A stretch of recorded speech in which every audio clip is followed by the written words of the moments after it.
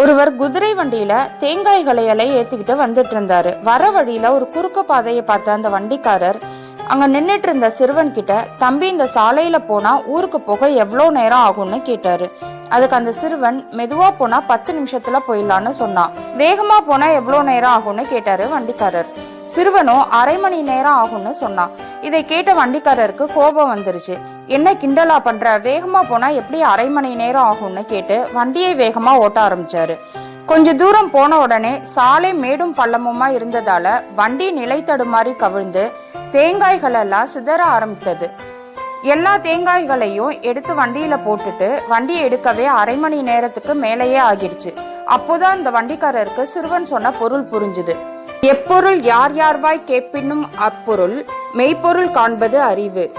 யார் என்ன சொன்னாலும் எதுக்கு சொல்றாங்கன்னு நாமும் சிந்திச்சு செயல்படணும்.